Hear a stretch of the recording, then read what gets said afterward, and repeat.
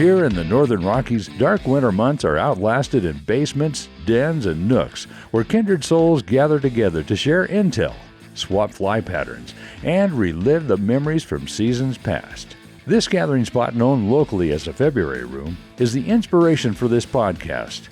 No matter the season, the door is always open to those with a fly fishing story to tell. Brought to you by CD Fishing USA, the North American distributor for composite development fly rods and accessories. 40 years of Kiwi ingenuity and graphite technology, now available at cd-fishing.us or your local CD USA dealer. Follow us on Instagram, YouTube, and Facebook. And remember to go fishing. Here's your host, the Carnops, and this is the February Room. A famous author once wrote, "I did not know that stories of life are often more like rivers than books."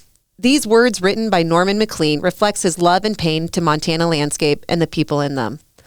But what would Norman's memoir look like if he were to write to my generation? Of parenthood, loss of loved ones, in a Montana landscape that flows from rivers to the veins of people that pursue visions of dreams. Luckily, you don't have to wonder. Welcome to the podcast, Chris Dombrowski, and a huge congratulations to your book, The River You Touch. And like I said, I'm going to try really hard in this podcast not to cry because this touched on so many different levels for dreamers and people who love. Just love where you live. I don't think you have to necessarily love Missoula, but there's places that touch you in this earth that you're like, just runs through your veins. Yeah, thanks for that wonderful intro, Lauren. That's really sweet of you to say. And it's amazing to you draw a parallel to Maclean's great book. I do. It was interesting talking with you, texting with you in the last week about this podcast, and some people have said, "Oh, I can't wait to talk to you because I feel close to your family after having read this book." And when I wrote it, I really wrote it for people like us who have inhabited a place despite the difficulties, but who have kind of seen the landscape as a character, in their lives, and basically begun interacting with it on the deepest levels. And some of us, are fortunate enough to carve out lives. Others are, taken in tragedy by the landscape, and others are kind of spit out by it, if you will. But yeah, it's fun to be launching this book in the West, and to know that it, to hear anyway from early readers that it's striking a chord with other readers in this landscape. Oh my gosh. I'm sure Justin's I was like, you need to read this book right away. Cause I'm like, but as soon as I'm done talking with you, I'm like, you can't rip off my little notes here. Yeah. Actually, I kind of want him to go through and this is what it meant to me, writing these little messages. If you could, Chris, maybe kind of get a little synopsis about, we've kind of basically talked about the Montana landscape, but this is really about you and your family, and kind of go through a synopsis of what this book is about. Sure, yeah. Well, I would say too, it's about you and your family. It's about person B and their family as well, and to draw a line back to the Maclean reference. I was talking with someone the other night about what an authentic book about the West requires in terms of engagement right now. So when we look at this historical moment, what do we have to pay attention to for a book to be valid and timely? And, the first of those things, I think, is history. And so setting a character, I'll say the narrator, because I definitely differentiate, even in creative nonfiction, between Chris Dombrowski, who drove his kids to school today, and Chris Dombrowski, who wrote this book, because they're two different entities, I guess you could say. But setting a character in this landscape and making that character attentive to history. So aware of the kind of travesties of colonialism and what happened to the indigenous populations that were here before us, the travesties that we've enacted on the landscape. All of these things are kind of at the forefront of this imagination anyway, right? I think at the beginning of the book, in the foreword, I say I wanted to write a love song to the rivers I've guided on for almost a quarter century. And a friend of mine, a musician, Jeffrey Foucault, said, every love song succeeds on the element of doubt. So I began to examine, like, what were those elements of doubt in my own mind, and obviously the first one was as a parent, like, to bring a child into the world is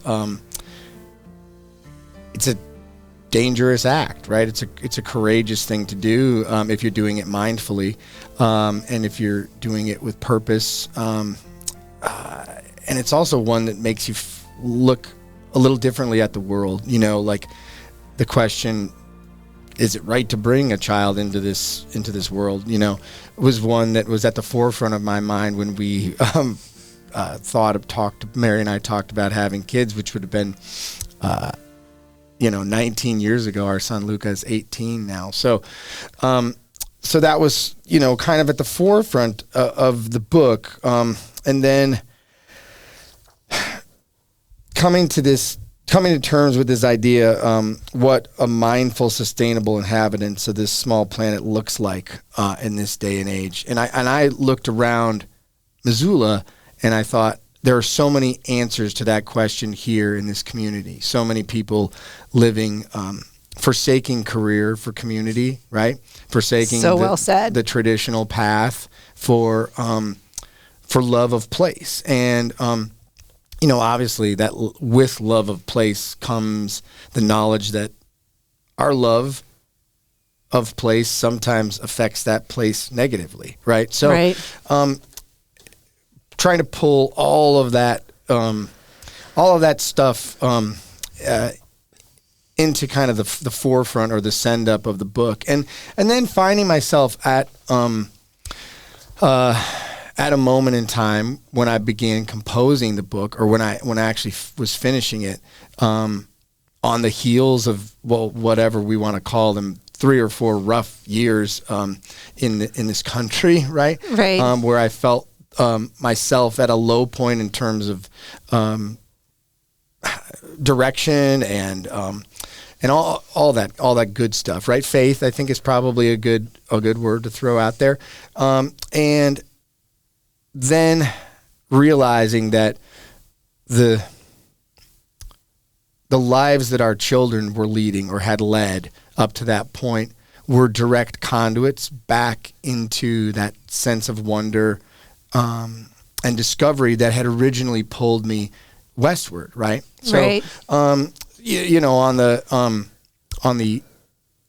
the surface level, this book is it's a book about my life guiding for the last 25 years on the rivers of Western Montana, but on at the kind of soul level and the existential core of it, it's a book about being reconnected on the deepest level to the natural world, and that happening via the wonder that our children exhibit. Oh, you do it. I mean, even in the book, you write that you need to speak of a place of authenticity, and not only do you speak of a place of authenticity, you speak of a place of vulnerability. Mm-hmm, mm-hmm. I couldn't the fact that raising children in this community, I always look around. I'm like, how are you doing this? Like, is anybody else? But nobody says it. Like, everyone just we all kind of go through it. And I'll Google, like, how much does the average Missoulian make in Montana? Right. And then I'm like, was anybody else not doing? Like, how is everyone making it? But the fact that you are speaking from a place of vulnerability and the appreciation of the nature around you just amazes me. And I was hoping if you could, because I don't want to, I don't want to share the entire book. I want to give people tidbits, but if there was a chapter that maybe we could read a story from your book. Sure, of because course. it's so do you beautiful. Have anything in mind? That Oh gosh, there's so. You pick. You really? I think that's a great idea. Okay, there's so many ones. There's some that the guiding of the people that you've lost has been. Yeah. I don't know how you could write. That's another. Maybe we should read one of those. Yeah. Do you like all my post-it notes? I love it. That's great. And also the thing that you were just talking about, how you were like a writer and a parent, but you kind of referenced McLean, two worlds, a physical and a written world, and that was kind of when you said that, I was like, oh, that's Chris. Oh, yeah. There was speaking of interviews about books. There's a wonderful old American audio prose library recording. Interviewer is Kay Bonetti, and Norman McLean is the subject of the interview. I got this at the Michigan State Public Library when I was a senior in high school because I was writing my senior paper on McLean, and at the time there had been no movie made of A River Runs Through It, so there were about 4 sources. There was the book A River Runs Through It. There was one interview by a guy named Pete Dexter, who I would later meet in Esquire magazine, called The Old Man and the River, with a classic picture of McLean in a boat on Seeley Lake. And there was this audio interview, and I got a recording of it.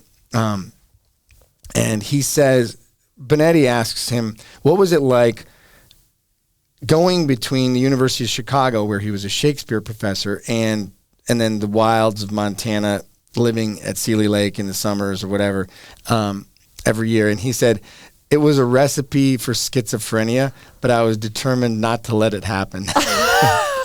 And I've always kind of taken that as a cue, like going back and forth between the rivers in the summer and teaching or writing in the winter. Like, it is this recipe for kind of fragmented life, but we know our lives aren't fragmented. I mean, we want to compartmentalize because it makes it easy to say, like, okay, right now I'm doing this, I'm recording a podcast with Lauren, but there's way more fluidity and through line to everything. So that's really well said. I mean, I didn't really think about life that way, but I'm also not a creative writer. Yeah. So now I'm gonna look at that totally differently, which is also, we could even talk about, gosh. Yeah, but I'll read anything you Oh man, are you sure? Of course, yes. Yeah. Man, that Spurgeon story. So I can't look at Lolo Peak the same way anymore. Every time I drive now, I'm going to look at Lolo Peak differently. But maybe we should have I feel like that's something that the readers have to really develop, because you develop that relationship with you and Spurgeon. Yeah. Sorry, that was so beautiful. Yeah. And I also didn't know that Lolo Peak is still growing. It is. No clue. I learned so much more in this book. And that's what's so cool about it, is that you kind of like, when you read a book and you're like, I feel a little bit smarter. And then oh gosh, should we do Peg? Yeah, I thought that one was such a I was hoping you'd ask for that. Yeah. I'm like choke what tears. What page is that? That is page 103. Okay. But there's like so many different Peg stories. So why don't you choose which one you like about your story with Peg? But this actually ties in pretty well to what we were just talking about. And I just got to see Peg last weekend. I was in Michigan reading at the Harbor Springs Festival of the Book, and her son, she's been on chemo for the last, which is an interesting postscript to all of this, but so she wasn't able to come out this summer and fish.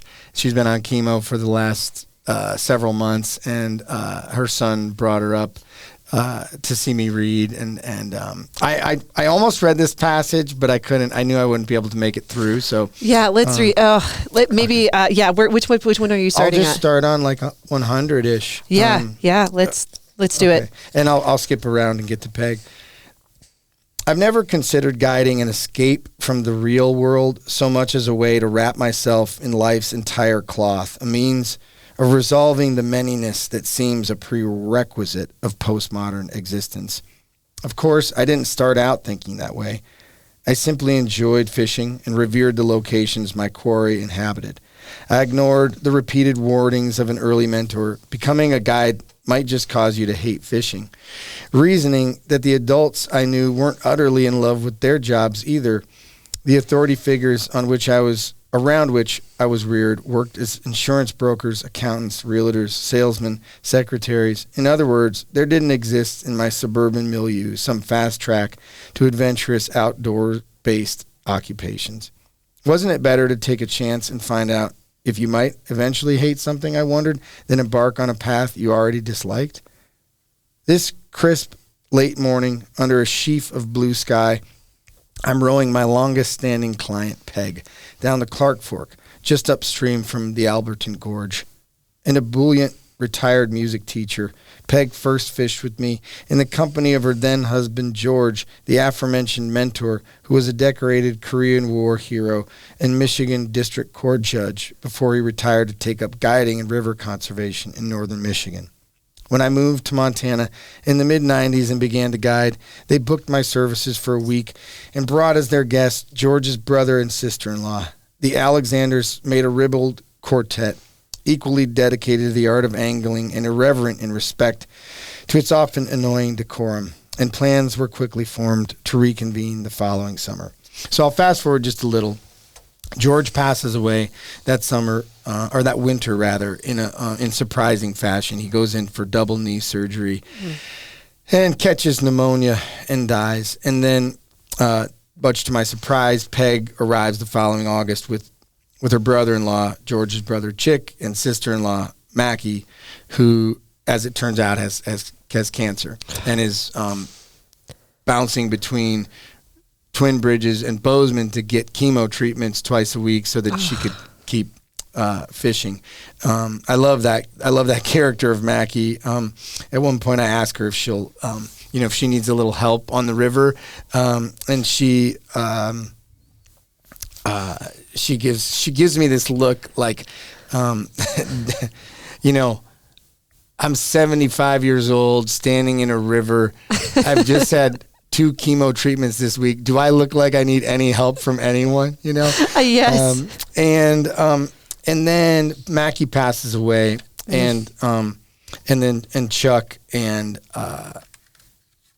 then Chuck and Peg actually get together. So brother-in-law and kind of beautiful. Yeah, end up together, and then I'll pick up with Chuck and Peg. This might be a little too long. But No. This is a podcast. Okay. They're here to listen to you. That's great. Chuck had this poetic way of saying just about everything. So he's asking me about when Mary and I were going to have kids. So just when do you and Mary plan to start pitching squealers? That was his phrase. Was a question Chick often asked, and one I recall with a tinge of melancholy as I ease the boat down a slow bank draped in grass. There's seed heads, tanned and hanging heavy. Did I say that Chuck has passed away at this point? I don't know that I did, or if it pops up in this. He does. I mean, Yeah. So basically, to rewind, Peg is finally Peg has basically outlived everyone at this point, and and now she's fishing alone. So we're on the river together, and I'm recalling this thing that Chuck might have said. When did you guys plan to start pitching squealers? I pull hard on the oars, feel the current tension seed to the cut of the chine. The boat moves upstream as if greased. I'm giving Peg the best shots possible at the scant, shady lies, but since launching the boat, we've gone an hour without a fish, a horse collar I ignored during my elegiac mental hiatus, but one that currently has me growing anxious. As the sun ascends and spills its syrupy glare across the water, the difficulty level of our fishing will only increase as our imitations become more obvious to the discerning trout. The risers we've located have been sipping on tricos, tiny black-bodied mayflies with translucent wings that rest spent upon the water, dead still, not twitching like many aquatic insects do. Large trout seek out these imagos, a dozen of which would cover a dime, in the thin, slick shallows where angling mistakes are magnified. I tell Peg she's placing the fly at all the right angles, that not even her guide could deliver a cleaner presentation. But I know my encouragements offer her little recompense. She has always taken personally what the river gives or doesn't. I try to laud her for her courageous spirit, for making this solo jaunt west so soon after Chick's passing. Rather, I hedge toward the gesture, but come up with half a consolation. Mercifully, she changes the subject to our fishing prospects, concluding that she's been to enough funerals in the past year to last a while and is still here, so far as she can tell. Currently here is a table flat, calm before the rapids reach, that harbors a decent population of rainbow trout, a reductive name for a fish to say the least. Were I a more inventive naturalist, I might forego the accepted moniker derived from the typical spectrum of colors that adorns the species' gill plates and give each rainbow a more befitting name. Cosmetically speaking, there are few spectacles in the freshwater angling world quite as striking as the star-white belly of an otherwise weed-colored fish that frequents the shallow sloughs along the Bitterroot, or the polished apple-red cheek of its current-fighting cousin. The nose of a Clark Fork rainbow feeding on mayfly duns at last light in November glows like the underside of a polished spoon, while the milk blue back of a Blackfoot rainbow caught in June, when the river runs high, reminds me of a shade Rothko invented for one of his sparest canvases. Their temperaments differ too. Blackfoot rainbows fight the hardest. Norman McLean asserted that only grizzly bears were more ornery. A 20-inch chrome-nosed Clark Fork hen hooked on light tippet will give the angler a few token head shakes before returning to the precise center of the river and banking for the Puget Sound. Locals are fond of saying that a 16-inch brick-shaped Bitterroot rainbow will, quote, give you your money's worth, but I think such efficient creatures have earned their divestment from our convoluted economic web. Unlike other western states, Montana doesn't stock its rivers with hatchery-bred trout, relying instead on habitat improvements to curate increased survival rates in fisheries. So any rainbow trout caught on the Clark Fork is a wild one, a survivor like Peg. All of which is to say, there's no such thing as an average rainbow trout. But if there were, it would be a 14-incher, aged 3 years and weighing roughly 1 pound, what guides often call a cookie cutter fish, the likes of which Peg has caught hundreds. So I'm a bit stymied when, after hooking and playing such a specimen to net, she begins to gawk. At first, I take her muteness as base level relief that a fish has finally come to the boat. But when she raises the dripping rainbow from the water with her long arthritic fingers, her fuchsia painted nails accenting its cheek, she begins to gasp, then folds over at her torso as if the fish were solid ore, as if its weight were drawing her into the river. As she unhooks it, her eyes moisten. This is the last place we fished together while Chick was still, while he was well, she says. The exact spot. I remember leaning against that boulder while he waited to the drop-off. A big fish was feeding on some stage of mayfly he couldn't match. He dug through every box in his vest, changed a dozen flies, muttering to himself the whole time. Completely entertained, just like a dog with a ball. I think he liked it that way more than if he'd fooled the fish. Underwater, Peg slackens her grip, and the revived trout drops through the pool and out of sight. I've thought of this place all year, not every day, but a lot of days. This place, she points to the bank. I know that boulder better than my pillow. Do you know what he told me that evening before he went back to the boat? I shake my head. He said, if I kick over dead tonight and wake up somewhere tomorrow, it had better be here.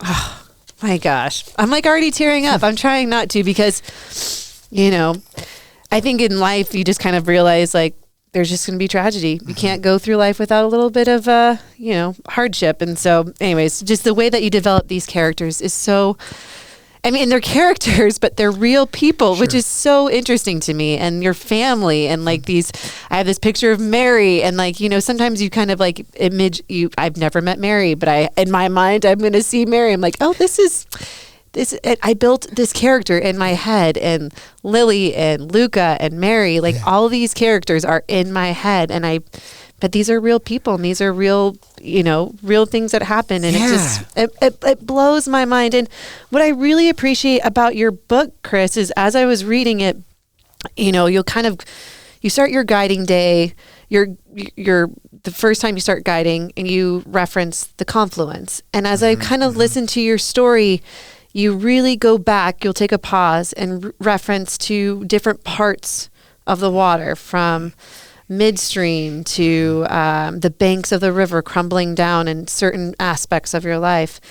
Were these moments that you've always noticed in your life when these big changes happen, or like how did you integrate the river? That's, I think, the beauty of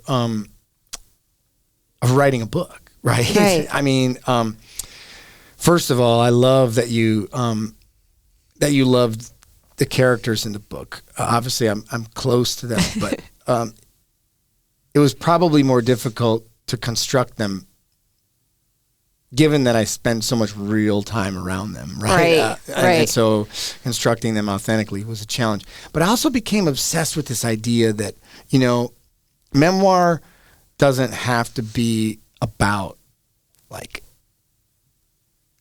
some mass tragedy or, I don't want to like point to a specific book, but so I'm trying to avoid what my brain is thinking about. But,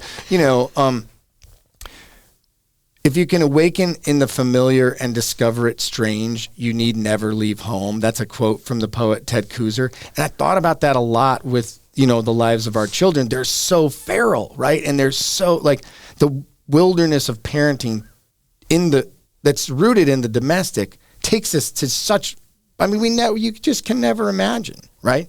The moments of joy, the moments of difficulty, of near tragedy, of whatever that the case might be. So that was the impetus for pairing the domestic with the natural world, with the rivers. The river, of course, as a metaphor, though, serves a number of roles in the book. One, of course, is time. The Da Vinci quote that the title comes from, "In rivers the water that you touch is the last of what is past and the first of that which is to come. So with present time." That's what we crave, right? Is that moment of direct contact that awakens us to being here, in that physical world. So on a real kind of existential philosophical level, that's where that title came from. But the river, I think, if you think of the Clark Fork, for instance, right?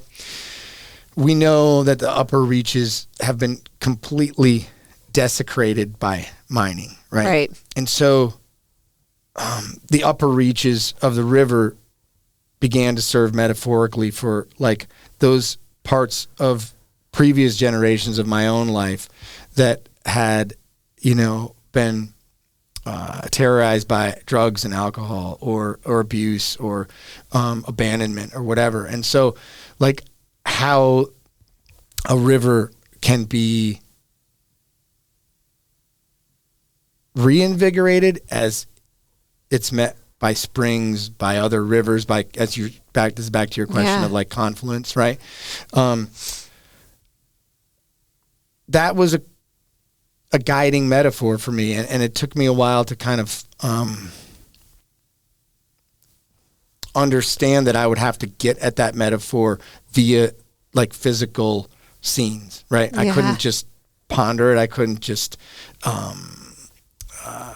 muse on it. I had to enact those, right? Those sensations. And then later in the book, a friend says, "In a life properly lived, you're a river," which I think means that there are these moments in life where things seem completely serene and we're gliding along, right? And then there are these steep drop-offs where we're just plunging through rapids, barely able to kind of catch our breath. And then like coming to terms with the fact that we truly begin at a completely different point than we tend to think of. Like, Right. we don't begin when we're born, right? No. We begin way before that, and then we don't end where we think we end, right? So, Right. Anyway, it was fun to be overtaken by the narrative, which is what happens when you're writing. I think is you have a certain level of, or the illusion of control, and then you kind of get swept up into this period of magical thinking where everything is just pouring in and cohering, and then of course there's the editing, which we don't need to talk about. Oh, trust me, I know You editing. know, right, exactly. No one likes my music. Yes, I can't please yes. anyone with my music. I'm Right. like, never mind. I'm not going to even listen to you. I'm going to do what I like. Yeah. But I absolutely love that metaphor as, the river and this natural. And, also what I really like about the theme is we talk a lot about food, and then, I was like, told Justin, are we going to get invited to Thanksgiving? Because I want to get invited to their Thanksgiving.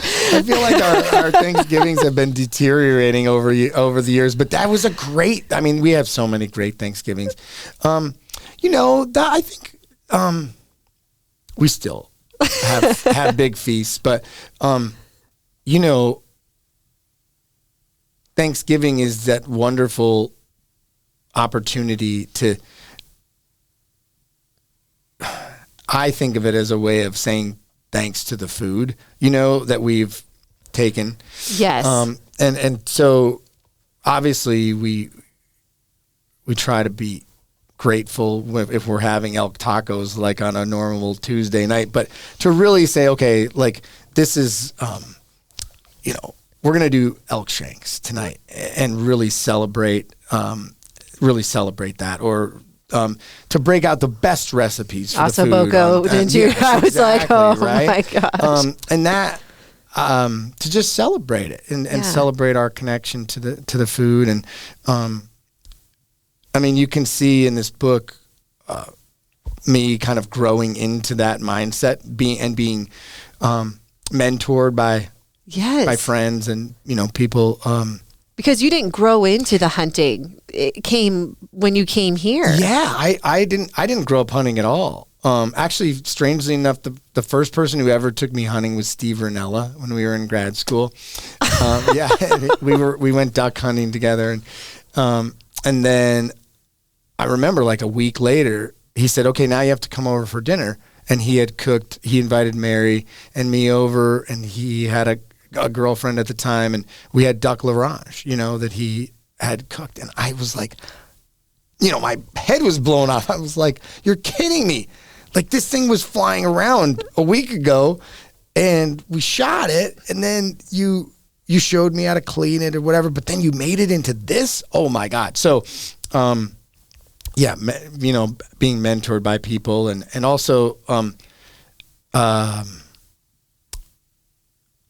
the idea that we do share our food around here. I have a friend that I trade elk for black cod, halibut, and salmon, caught wild in Alaska. And we're not obviously divested from the economic shitstorm that is American capitalism, but it's nice to have moments of like, hey, here, take this food. Oh, you take this.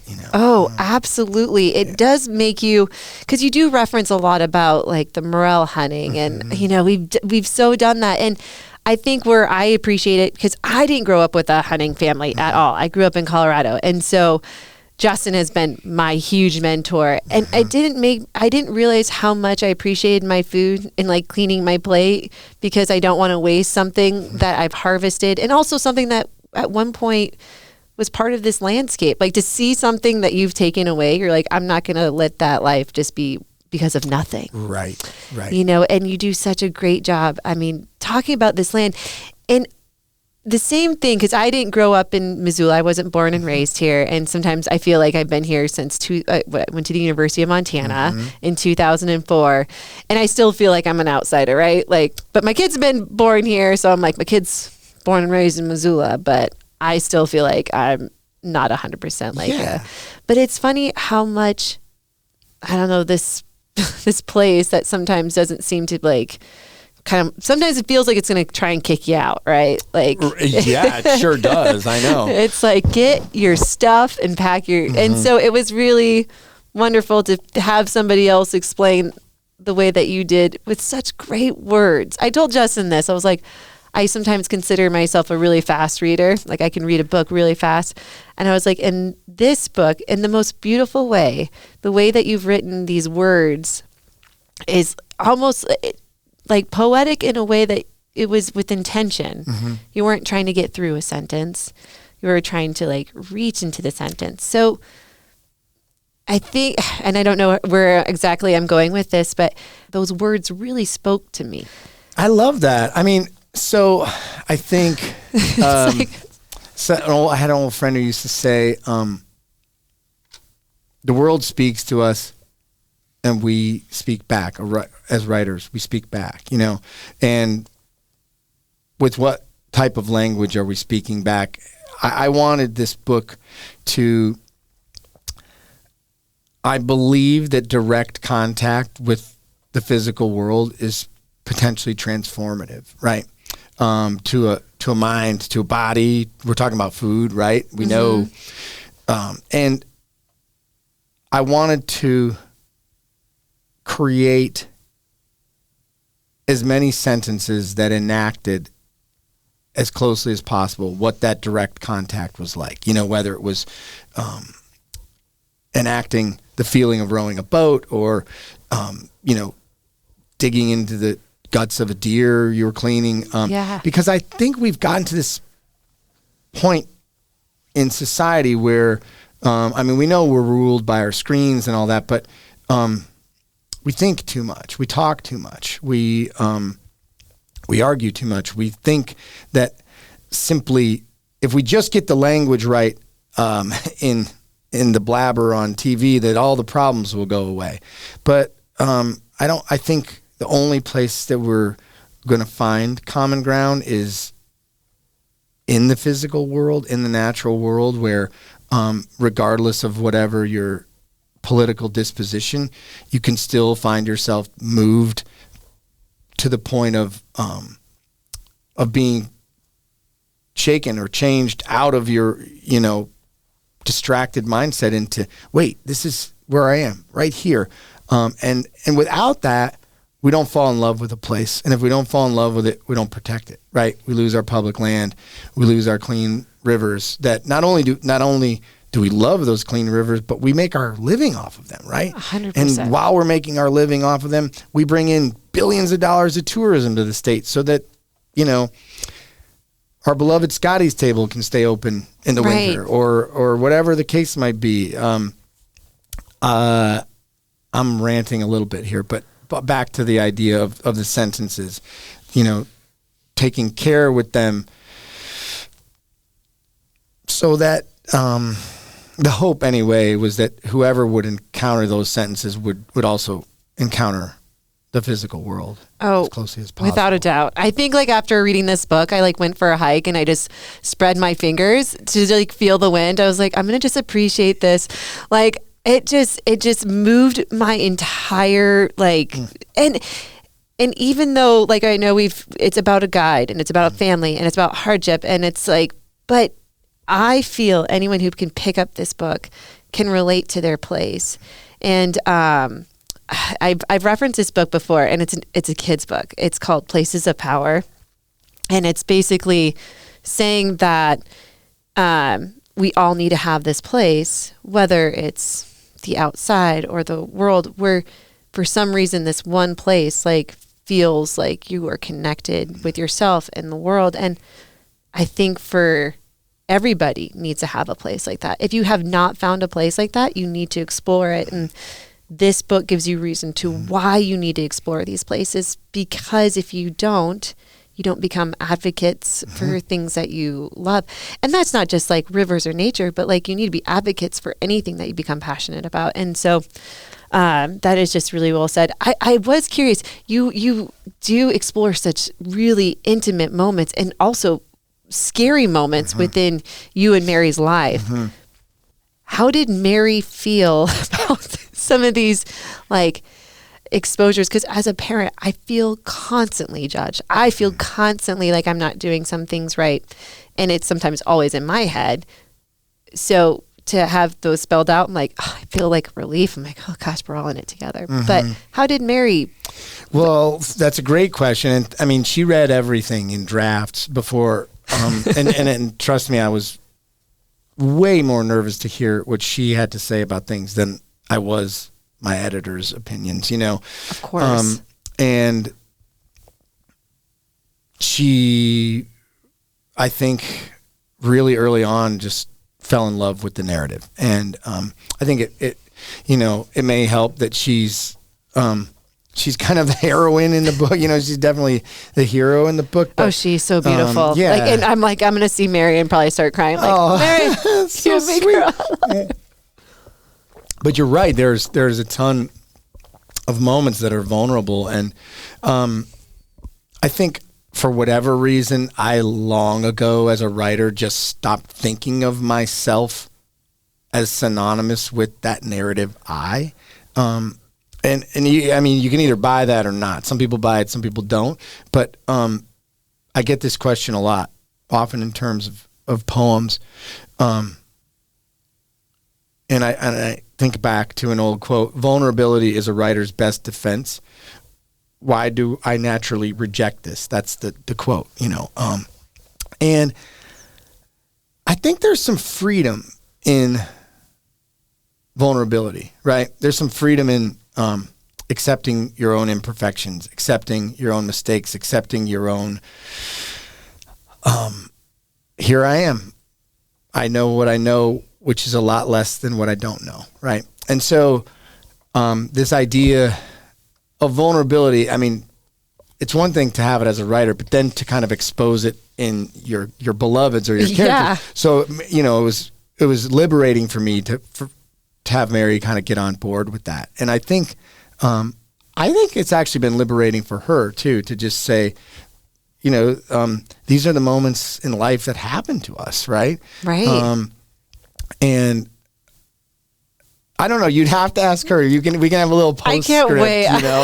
With Ossobuco, all the thing. I'll bring the grouse. Yes. I'm like, Mary, I was like, I've so been, some of my biggest moments is like talking to like other moms and being like, totally forgot to pick up my kid yesterday.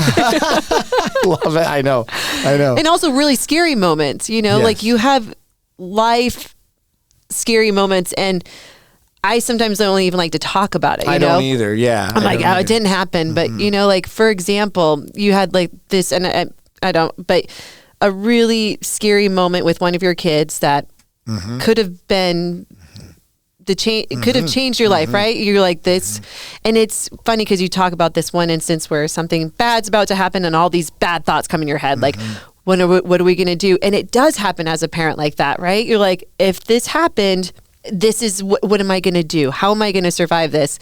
And sure enough, like one time Jess and I were on the river and we were with the kids, and Odessa was like 2 and I was in the front with Sawyer trying to, teach him, get him his cast. And all of a sudden, Justin was grabbing a fly box, and we look up and the river, it was an easy float. Like I said, easy float. On the right side was just some really huge waves. And I look back and I was like, okay, guys, hold on. Odessa is asleep on the chair, not holding on to anything. Just with the peanut butter and jelly. I will never forget this.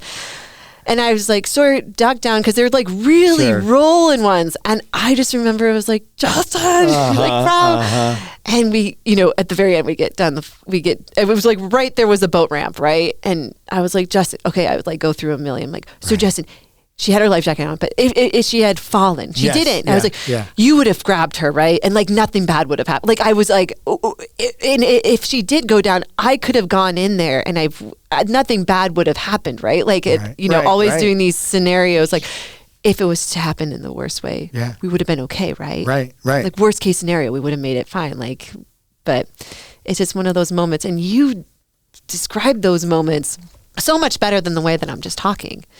And those words that are concrete and what are concrete feelings as we go through life as parents.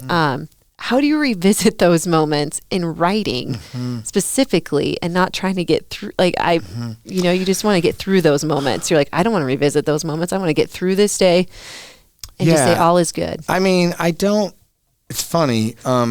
There are a couple in the book for sure.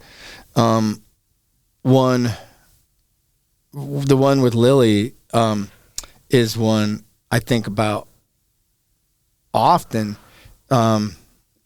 And I always, whenever I think about it, I'm immediately grateful, and I knock on wood because I'm superstitious, and but I think, as you are saying, these type of events are kind of part and parcel of being a parent, right? And we get so near to these things that we don't even want to think about, right? So I wrote that scene with Lily late in the book. Yeah. I wrote many years ago, and it was an essay that appeared in a magazine called The Sun. And I probably received more letters from readers about that than I've received about any other individual piece. And everyone that wrote said, this was such a liberating piece for me to read.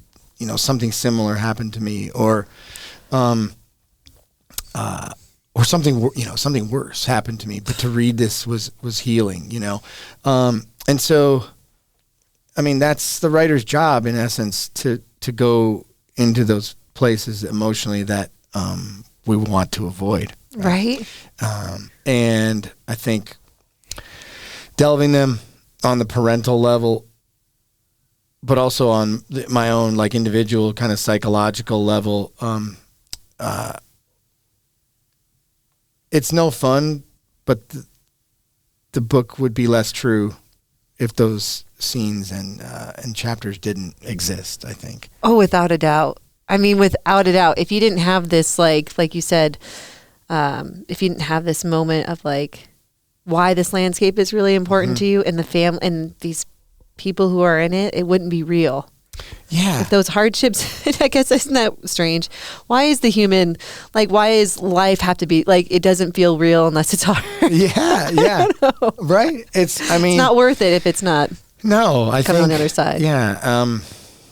There's this, unspeakable balance in things. It's to steal a phrase from McLean, it's beautiful and it's brutal. Yeah. And I think, this book aims to encapsulate that truth, right? I mean, with the Spurgeon story and Peg's saga of outliving her clan, it's brutal. Yeah. But but we get we have these other things that are tangibly good. Yes. And that's what's so great is there's so many good things and beautiful things, and maybe that's because of the places that drives you, right? Yes, because the place resurrects us over and over again. The landscape is, it's this door of deliverance from depression or from hardship or whatever the case might be. This book is 315 pages, and there was a time that it was longer, and my editor made a really wise suggestion. He said, toward the end of the book here, you're delving some of your own mental discordancies, right? Which were true. We were in Michigan, we were broke. I was depressed, probably clinically, and I was just trying to survive, and I probably dug a little deeper into that hole than I needed for the narrative. And he said, I wonder if you peel back a chapter and a half here, if the reader won't feel the uplifting parts of the book more strongly, and that was, I think, because he said, ultimately this is a book about hope. This is This is a story that is going to carry people through difficult times. And he said, not that you haven't experienced what you're depicting here, but in terms of, you're an editor, right? Yeah. In terms of what the book needs, what it's dictating. It's, I have my own story, but this book is its own story, right? Oh. The book takes on a life of its own, and it begins to say, for my purposes, I only need this, right? Right. I don't need another 30 pages of, winter depression in February in Michigan, which February is 13 months long. In Hence Michigan. the name of the podcast. Yeah, the February Room. Right? Yeah. We're trying to get through with stories. Yes, there We're you just trying to go. make it through. Everyone always asks that. But it's interesting because you talk about Michigan, and I loved. You're in. Okay, I'm just kind of going back to a quote that I really, I thought was a really good story. Was you're in Michigan and you are with the other professor and the Ralph. stone. Yeah, Ralph. The stone. Oh gosh, where is it? It was funny. He's like, ask me. Oh, you were asking about how if he's writing anymore. Yeah, and he's like, let's look at that rock. I loved. Yeah, I can find that if you want. Oh, I had it on here because then I also at the end of it, you're kind of debating whether you're going to move back, and I really like the metaphor of you taking that rock and throwing it back into the water. And I was like, oh, what a great way for those to connect. Let me see. Yeah. Let's see. Yeah, Ralph says. It was in page 251. Yeah. I say, have you been writing at all? And he says, I like to have written. Yeah. I'm Larry of Ambition Jr. You ought to ask the same question of a rock on the shoreline tonight. Ask it if it's been writing. A rock has the proper amount of ambition. Yeah. And then, on page 254, your steelhead fishing and you take a rock and you throw it into the water. And I was like, wow, this is where I feel like there's going to be a change. And this whole book has like such metaphors as you kind of continue to read it. And as somebody who's married to a guide, and I was like, he's got this great job. This is great. I'm sure Mary's like, we have 3 kids. Yeah. Like, what are you thinking? Right. I'm like, you were so brave though. Like, I find you such a hero in this book for being a dreamer, and like, because you could have just stayed there. You could have just made that, but it created not a good space for you to be in, and to recognize that, I find like a hero, like, well, go Chris. I mean, first I would say, like, I want to qualify and say, what a privilege to be able to be in that spot to say, okay, I'm going to turn down this steady job for my soul's calling, if you will, right? I mean, that's a privileged position to be in. And I appreciate to no end you saying that, but I also think I do in the book recognize, like, what in some ways, like, what a buffoon. Like, why can't I be happy here? There's that scene where I'm overlooking the lake and then I end up hitting that grouse, on the way home. And, but yeah, I mean, we know, if we're listening, we know our soul's calling, right? Our vocation, that comes from the Latin vocare, to be called, right? And not only am I talking about my writerly vocation in here, but the vocation of being in this place via the rivers and my occupation as a guide, I think I came to the realization that I had, in a sense, cast a lot of seeds in this landscape Mary and I had, right? And then we had, the roots had set in, but we had abandoned the trees before the fruit had kind of begun to blossom, or begun to come alive. And so that was the call, like, okay, are you really able to say, put this in your rear view and just be done with it. You know, I mean, even right now, I remember that scene of kind of thumbing the calluses on my hand and thinking like, oh, I'm becoming such a, a desk jockey, if you will. So I don't know if I'm answering your question there or if we're on the same thread, but I do feel like, we're just convinced that by so many factors that living meaningfully and sustainably is unrealistic. Like, that's what the world is trying to convince us. It's basically trying to say, get on the wheel and do this thing, and at the end we'll probably spit you out with a modest retirement and 10 years left on your mortgage, and if you got your soul at the end of it, good for you, but you might not, you know? Yeah. And so I just kept looking at so many people around Missoula and so many people in the West who had gone about it a different way and said, all right, we're going to sacrifice a certain level of security for a certain level of freedom. And we're fortunate to live in such a vibrant community here in Missoula where that's kind of the way of things. Right. But as you know, if you go to Colorado or if you go back to Illinois, you know, where Mary's from, I mean, her brothers and sisters, she's the youngest of 5. They think we live like on Mount Everest or something, you know, I mean, to them, right, living in that, Right.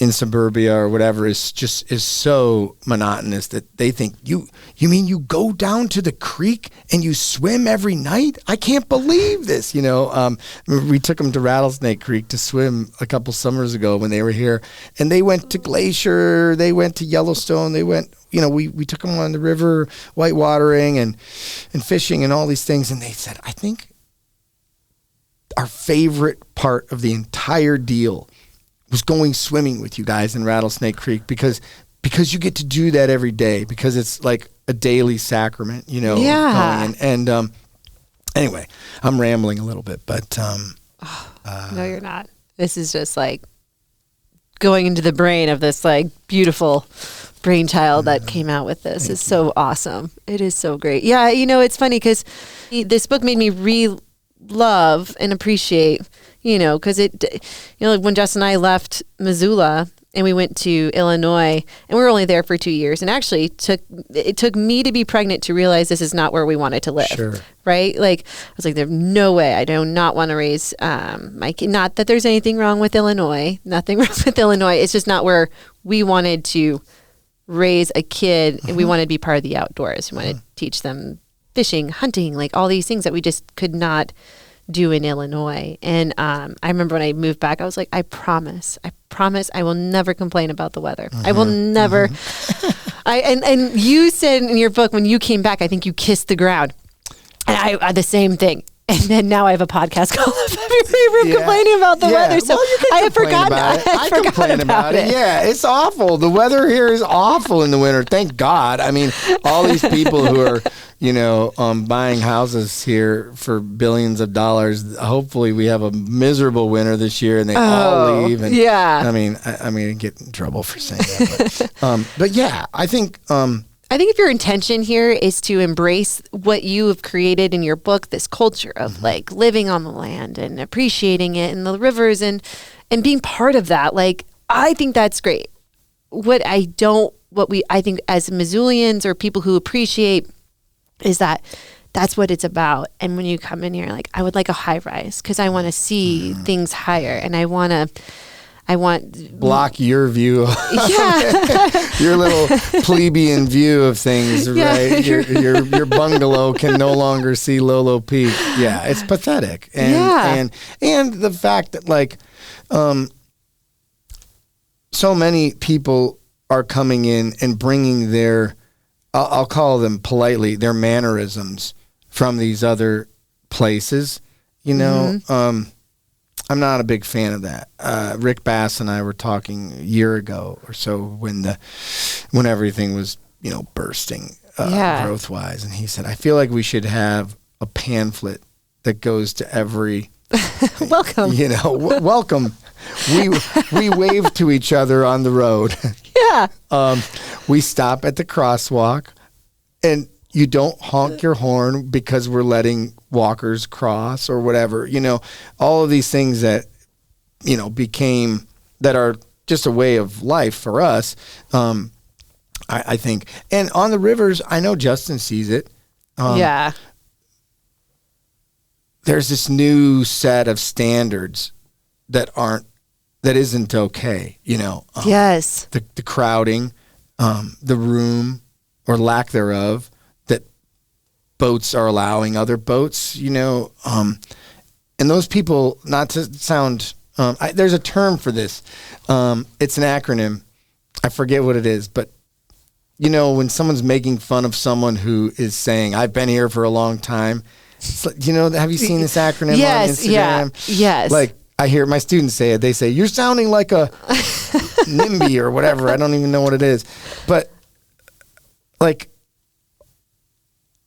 I grew into these rivers, and I had good mentors who said, if there's a boat downstream from you and you'd like to pass them, you row 500 yards, a half mile in front of them, and then you start fishing. You don't row 50 or even 5, as happened to me this summer. And I remember saying something to these young guys that were in the boat. I said, no, you can't start fishing there. And they turned around really sweet and naively. They were just dumbfounded. They said, but we're in front of you now.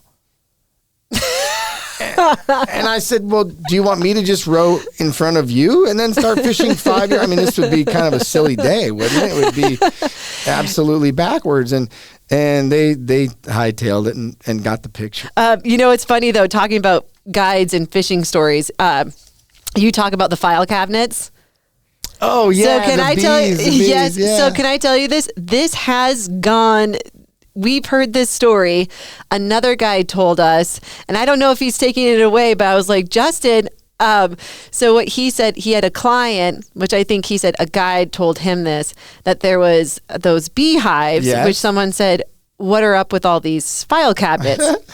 And now the story is that's where the guide had said, that's where they hide Nixon's secret documents. Oh my God. So now your story is like telephone. Like, I love it's it. now That's good. Yes. So I wanted to say that rumor is still going, but it's just building. It's building That's to what good. it is. I love those stories. I mean, there's actually a lot, I think, in this book. A lot of the chapters are shaped on the archetypes of folktales, I think I say in the notes, like, due to my fondness for folktales and campfire talk, there are some moments that I've rendered in the way that I was told them at that time, not after they'd been fact checked. There's a story of there's a story of that boy being found up in 9 Mile Creek. Remember, he goes lost? Yes. Yeah, right That's before a great, Luca yes. is born. And that story, the fact checker came to me and said, he wasn't alone when he found the boy. He had brought a buddy with him or whatever. And I thought to myself, the way I'd been told the story and the way that I ingested the story and the way that story shaped me was that the man who went and found the boy had been alone. Yeah. Right? And I thought, that's the way I'm going to leave it. And I made a note in the book that says, if you're scoring at home, this guy was alone, but the way I had originally been told it was, and then the book is told in present tense. So understanding the way that story shaped me. Also, Mary is essentially alone when she's delivering our first child. the nurse is there, the midwife's there. Yeah. I'm there, but she's alone. Like that's a completely solitary, sacrosanct endeavor. And so I wanted that parallel to kind of exist between the solo hunter who goes out and finds this boy who's been lost, and then Mary being, she's out there. She's not a hunter, but she's bringing back the. You did it so bringing well. back the boy. You touched like Mary and like the way that you like interpreted her feelings. I thought was so well said. I was like, wow. And I also like back on what you were saying. I do like at the very end of your notes, like these are my words based on journals. Don't take it like, oh, yeah. I mean, liar. Right. No. Yeah. Creative nonfiction, I think, is thankfully a pretty ambiguous term. Right. We're working with fact, with experience, with reportage, in hopes of shaping an emotional truth. And that's. Yeah, I had fun with the fact checker on this one. There was some. I loved it. There was some back and forth for sure. I feel like I should say that also on my podcast. Like these are just take my words. Yeah. Don't. No, we all need like disclaimers. I mean, yeah, we all need disclaimers. And actually, I talk to my students often about this. Like, if you're feeling blockage, right? In the composition process, write a disclaimer of sorts, because it's liberating to say something like, as a work of creative nonfiction, this book employs elements of memoir and reportage in search of emotional truth and story. Narrative, fictional, and chronological liberties have been taken. And suddenly, okay, I'm liberated. I no longer have to call my aunt and say, that night when you got drunk, were you drinking Manhattans or martinis? Martinis when you smashed the glass over my uncle's head or whatever. Oh, she sounds like so much fun. Yeah, right. Yeah, totally. The other quote, even just talking with you, the other thing that I've like noticed through the book is like how great you are at remembering quotes. Like, I absolutely love it. There was one though that like, because I think I've said this numerous times, because at my cabin, we used to have this somewhat of the same quote, and I'm going to say it. Let's see, where is it? I really, really liked it. Hold on. Yesterday's clarity is today's stupidity. The universe has dark and light, and trust oneself to change. An old Zen monk, EQ, yeah. Crazy Cloud was his name. You're so great with these quotes. Strangely enough, at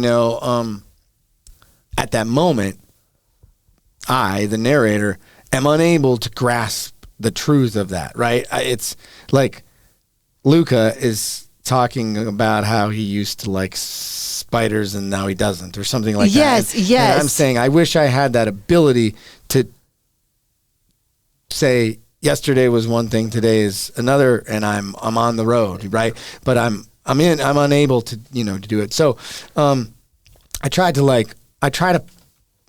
those little kernels of wisdom that come through from the ancient poets or whatever.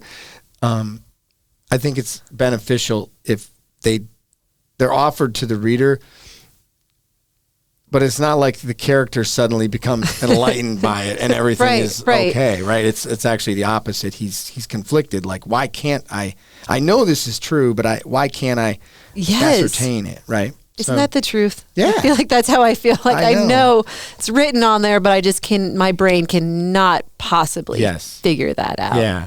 Yeah. There's a lot of quotes from the kids in here too. And that was the fun thing about the journals, was like going back through the journals and kind of peeling them out and saying like, oh yeah, I do remember this. I remember this time, when Molly says like, what does she say? When she's chopping up the $20 bill, like, I needed more monies, Yes. And there was also like a really good one about death. I can't remember. I was like, wow. Because Sawyer said, kids have said something like that. I had lost someone. And they have that magic, right? Yeah. Oh, yeah. And Sawyer said like, someone died, and he goes, Mom, they never die, because when you love someone, they're always in your heart. And I was like, Yeah, right? Okay. There you go. They're totally peeling back our layers of knowledge to show probably a more unencumbered knowledge, that they have. Yes, I think, I loved what an early reviewer said of the book about the children that speak in beguiling riddles, she said.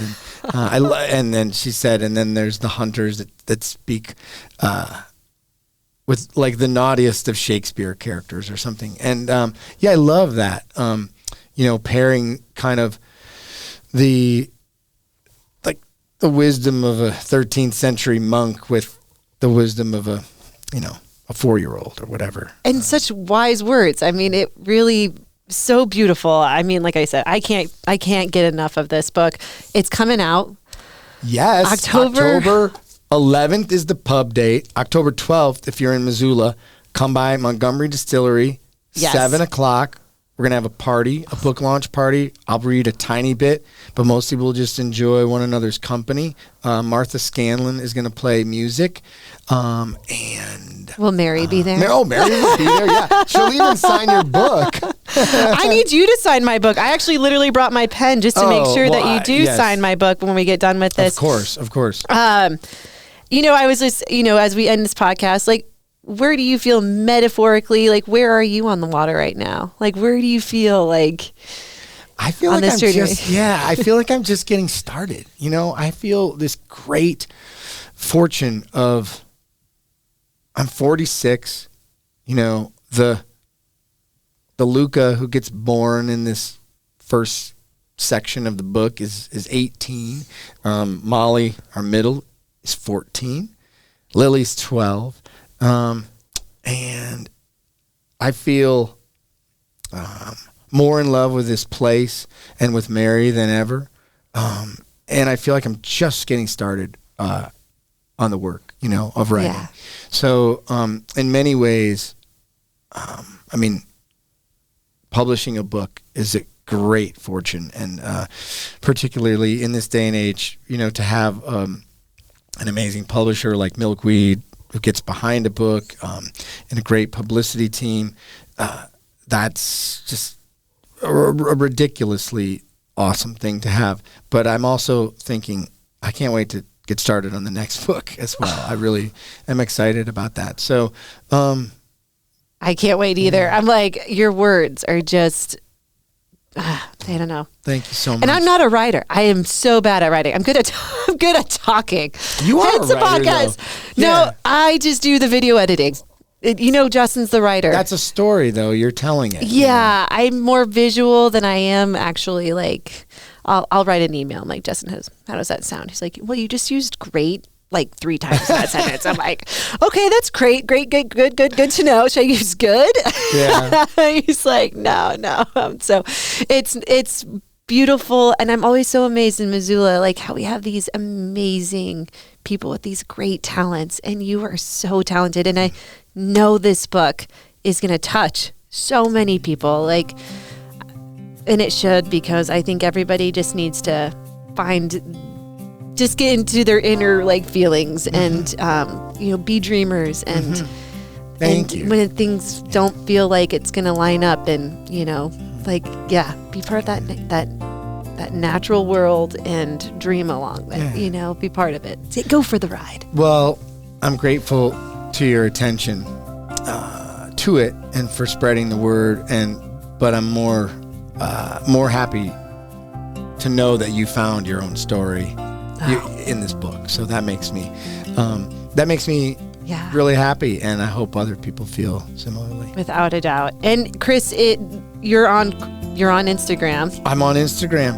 And on Dombrowski _ Chris, I think is my. And you teach over at the university. Teach over at the U. Give me a holler if you're out there.